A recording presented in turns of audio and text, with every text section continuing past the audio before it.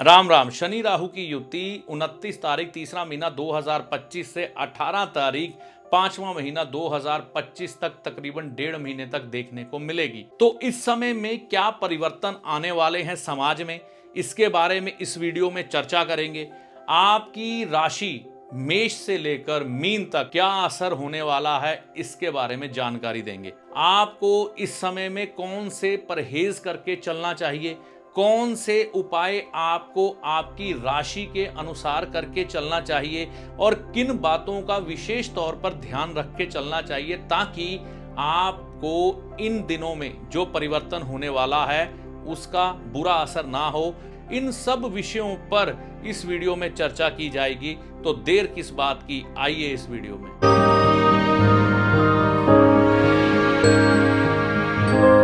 नमस्कार, मेरा नाम है पंडित अरविंद तिवारी। इस चैनल पर अगर आप आज पहली बार आए हैं या बहुत समय से चैनल के साथ चल रहे हैं, अभी तक आपने इस चैनल को सब्सक्राइब नहीं किया है, तो इस वीडियो को देखने के बाद चैनल को सब्सक्राइब करके जाइएगा। 29 तारीख को बहुत कुछ होने वाला है।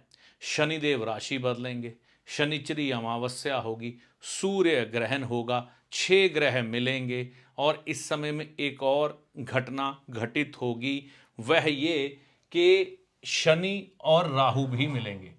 तो एक ग्रह जो जीवन में से कचरा निकाल देता है और एक ग्रह अगर खराब हो तो जीवन में कचरा डाल देता है। तो इन दोनों का मिलन क्या फल लेके आने वाला है सब लोगों के लिए। राशियों की बात कर लें, सबसे पहले मेष राशि की। इनकी राशियों पर प्रभाव क्या पड़ने वाले हैं। मुख्यतः मैंने 4 राशियां ली हैं, लेकिन मैं आपको बताऊंगा 12 की 12 राशियां। तो यहां पर सबसे पहले मेष राशि की बात कर लें। इनके 12वें भाव में यह कॉम्बिनेशन बनेगा। 12वें भाव में यह कॉम्बिनेशन बनने का मतलब है ये घर है अस्पताल का, ये घर है हानि का, यह घर है निद्रा का। तो इस समय में शनिदेव आपकी निद्रा से आपको जगा देंगे और आपको मेहनत की तरफ अग्रसर करेंगे, क्योंकि आपने ये पिछला समय अगर मेहनत करते हुए नहीं बिताया है तो यहाँ पर कुछ एक हानियाँ आपको देखने को मिलेंगी। हो सकता है आप पर या आपके परिवार पर सेहत को लेकर कुछ एक कष्ट सामने आए, तकलीफ बने और धन के नुकसान हो।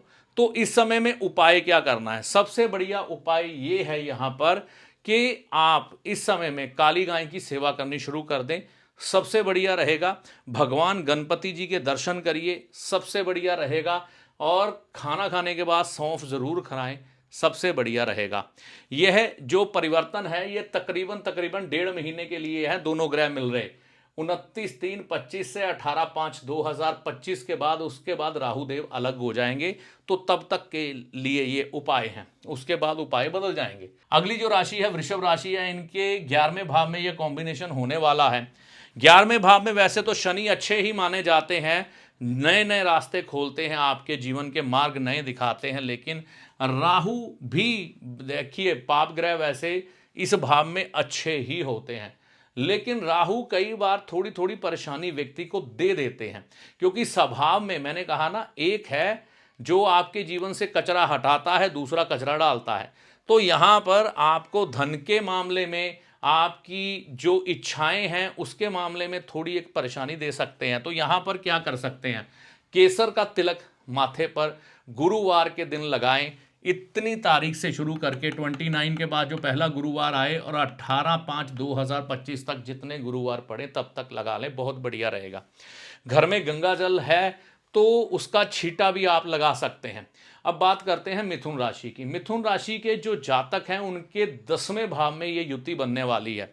अगर तो आप नौकरी में हैं तो कुछ एक परिवर्तन देखने को मिल सकते हैं, आपके ऊपर अधिक जिम्मेवारियां आ सकती हैं, प्रमोशन मिल सकती है, प्रमोशन मिलने के ग्रह हैं। लेकिन इस समय में षड्यंत्र करने वाले भी अधिक लोग आपको मिलेंगे आपके पास। तो इस समय में आप अपने काम को बढ़ाने के लिए, अगर जॉब में नहीं है, व्यापार में है, तो कुछ एक प्रयास ज़रूर करें।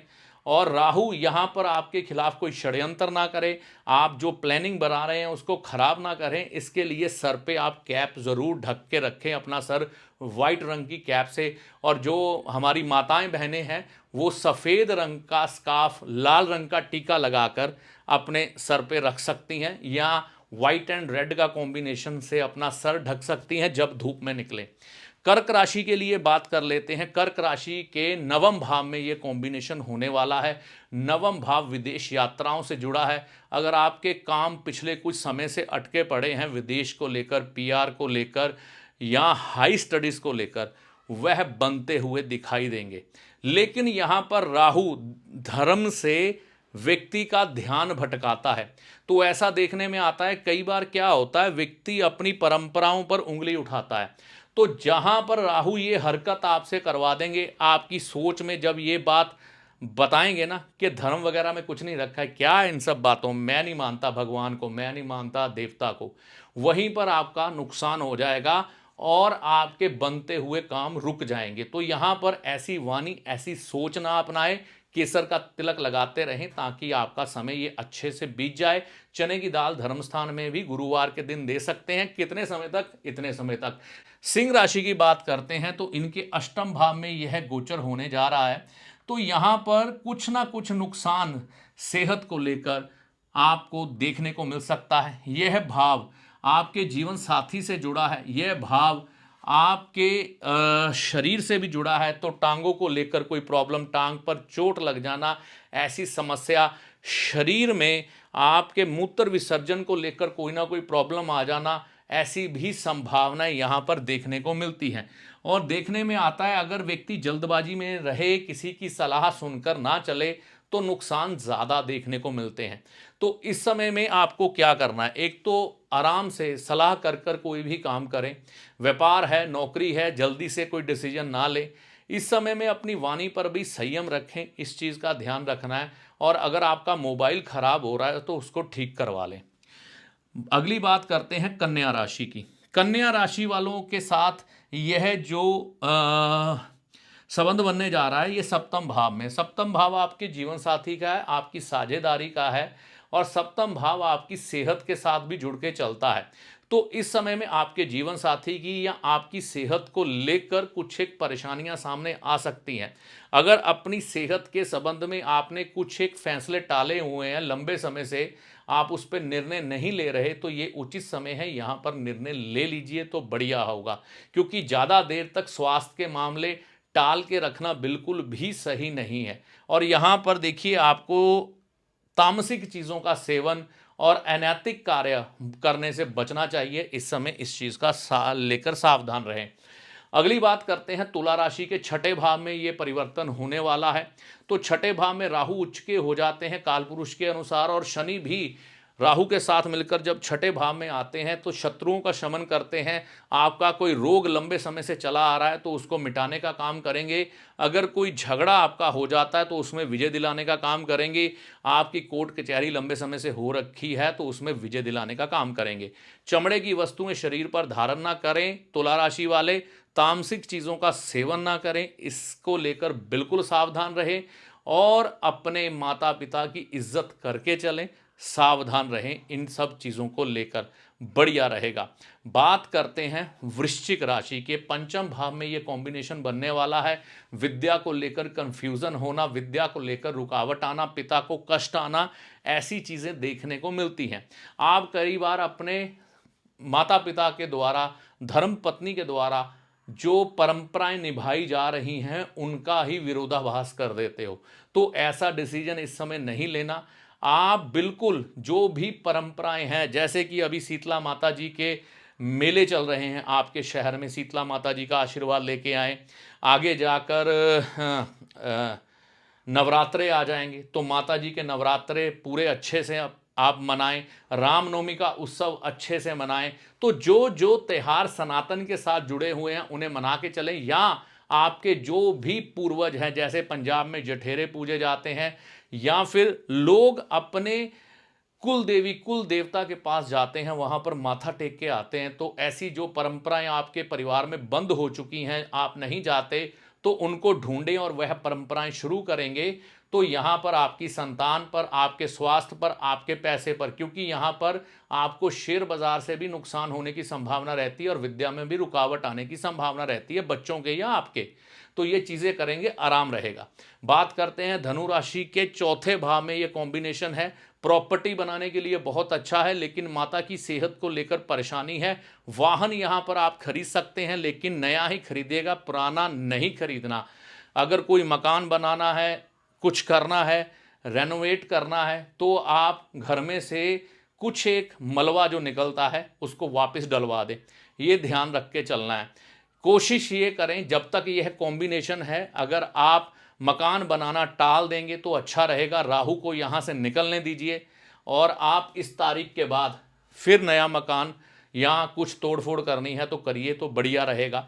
तो इस समय में आप क्या कर सकते हैं, पीपल का एक पेड़ लगवा दें किसी भी धर्म स्थान में, अच्छा रहेगा। भगवान शिव के दर्शन करें, अच्छा रहेगा। इस समय में ये आप कर सकते हैं। और इस समय में बिल्कुल भी आप स्मोकिंग करने की कोशिश ना करें, अगर आप करते हैं, या तामसिक चीज़ों का सेवन ना करें और ठंडी चीज़ें ज़्यादा ना खाएं। बात करते हैं मकर राशि की। तीसरे भाव में इनके ये कॉम्बिनेशन बनने वाला है। तीसरा भाव जो होता है छोटे भाई बहनों का होता है, तो यहाँ पर क्या देखने को मिल सकता है, भाई बहनों के साथ आपके संबंध यह योग में कई बार खराब होते हैं। आप लिखत में कुछ एक गलत डॉक्यूमेंट साइन कर सकते हैं। आपकी जो थिंकिंग है वो ओवर थिंकिंग हो जाएगी। आप सोचेंगे कुछ, बोलेंगे कुछ, होगा कुछ। तो इस समय में एक तो ज़रूरत से ज़्यादा एफर्ट करने की कोशिश ना करें। जो आराम से जीवन में अब तक चल रहा है उसको चलने दें, इस चीज़ का ध्यान रख के चलें। और भाई और बहनों से संबंध बिल्कुल मधुर रखें और पड़ोसियों से बिल्कुल भी झगड़ा करने की कोशिश ना करें, सबसे बढ़िया होगा। कुंभ राशि, तो कुंभ राशि के दूसरे भाव में यह कॉम्बिनेशन है। जो पैसे का फ्लो आपका काफ़ी समय से रुका हुआ है उसको चलाने का काम कर देंगे शनि। राहु यहाँ पर जा रहे हैं, तो इतनी देर से जो पैसे का उतार चढ़ाव आपको दिखाया है ना, वो जाते हुए एकदम से आपको दे जाएंगे। तो धन के मामले में सुधार होगा, लेकिन वाणी को लेकर सावधान रहे। ऐसे कोई शब्द अपने परिवारजनों के साथ ना बोलें कि उनका मन उदास हो या कुटुंब के साथ संबंध खराब हो, इस चीज़ का ध्यान रखना है। अंतिम राशि है मीन राशि। मान प्रतिष्ठा को लेकर, सेहत को लेकर सावधान रहना है। कोई भी ऐसा अनैतिक कार्य करने की कोशिश नहीं करनी कि आपका मान सम्मान कम हो। माता पिता भाई बहनों से संबंध मधुर रखने हैं, इस समय ये ज़्यादा ज़रूरी है। ज़्यादा किसी चीज़ पर हर्षित होने की ज़रूरत नहीं है। ज़्यादा पार्टी इस समय मत करिए। हनुमान जी की आराधना करते रहें। भगवान सूर्य के दर्शन सुबह उठ के करें नहा धोकर, ये सबसे बढ़िया होगा। सुबह सैर करेंगे तो ये अच्छा रहेगा। तो ये था 12 राशियों पर प्रभाव जो पड़ने वाला था। देखिए, इन दोनों ग्रहों की युति में ना प्रेत श्राप भी कहा जाता है, पितृ दोष भी कहा जाता है। तो मैं ये कहूँगा, ये जो दिन है ना, मतलब तकरीबन 1.5 महीने का समय है ये, इसमें आप अपने पितरों के निमित्त यहाँ पर कोई अच्छा कार्य कर लेते हैं, उनकी शांति करवा देते हैं। आपको इस दिन एक तो अमावस मिलेगी, अमावस्या के दिन पितरों की शांति करवाना सबसे बेहतर होता है। और दूसरी, इससे 1 महीना बाद आपको एक अमावस्या मिल जाएगी। तो अपने पितरों के निमित्त आप किसी भी ऐसे स्थान पर जा सकते हैं, जैसे हरिद्वार है, उज्जैन है, कालाहस्ती है, प्रयागराज है, पुष्कर राज है, और कुरुक्षेत्र है, पेवे है। बहुत सी ऐसी जगह, गया जी है, ऐसी जगह है हमारे भारत में जहाँ पर पितरों के निमित्त शांति की जाती है। तो अपने क्षेत्र के नज़दीक देखें कि आपने पितरों के निमित्त अगर शांति नहीं करवाई है तो इस दिन जाके करवा दें, क्योंकि यह दोष, ये भी चीज़ें आपको बताने आया होता है, आपकी मनोस्थिति में बताने आया होता है कि आपने अपने पूर्वजों के निमित्त अपने कर्म पूरे नहीं किए हैं। तो भगवान राम की अगर बात की जाए ना, तो माता सीता जी ने अपने ससुर जी के पिंड गया जी में भरवाए थे। आप जाइए, पता करिए, वहाँ के विद्वान ब्राह्मण आपको ये सब कथाएं बताएंगे, मैं कोई अपने से नहीं कह रहा। तो ये जो कार्य हमारे भगवान करते आए हैं, हम जब छोड़ देते हैं अपनी परंपराओं को, तो ऐसे ही ग्रह हमको जागृत करते हैं। क्रूर ग्रह हैं ये दोनों, है ना, पाप ग्रह हैं लाल किताब के अनुसार। और राहु इस समय में नीच है, तो नीच राहु जो है अपनी नीचता जरूर दिखाता है। और अगर हम राहु नीच के काम करेंगे, शेयर बाजार या अनैतिक कार्य, तो नुकसान करेगा इस समय में। ठीक है ना। पाप ग्रह है तो पाप करने से थोड़ा बचें इस समय में, नहीं तो दंड साथ के साथ मिलेगा। क्रूर ग्रह है तो किसी के साथ क्रूरता ना दिखाएं, नॉनवेज ना खाएं, तामसिक भोजन ना करें। तो इन चीज़ों का ध्यान रखना। ख्याली दुनिया से बाहर आएं, 12 की 12 राशियां, धार्मिक बने, किसी धर्म की निंदा ना करें। ऑनलाइन आपको आना पड़ेगा, आ जाएं, समाज से कुछ बदलाव देखने को मिलेंगे। मैंने कहा कामकाज के दृष्टिकोण से जो लोग मेहनती हैं, समझदार हैं, वह लोग अब आगे आने वाले हैं। आने वाले समय में ये सब होने वाला है। तो ये सब जानकारी थी शनि और राहु के 1.5 महीने के लिए, तकरीबन 51 या 52 दिन है ना। तो उन दिनों के लिए क्या प्रभाव होने वाला है इस पर, तो यह जानकारी आपको कैसी लगी कमेंट करके अपनी राय दीजिएगा। वीडियो अच्छा लगा तो लाइक और शेयर करिएगा। चैनल पर अगर आप पहली बार आए हैं, बहुत समय से चैनल के साथ चल रहे हैं, तो इसे सब्सक्राइब करके जाइएगा। इस वीडियो में दी गई जानकारी का लाभ माता रानी की कृपा से आपको होगा। जय माता दी।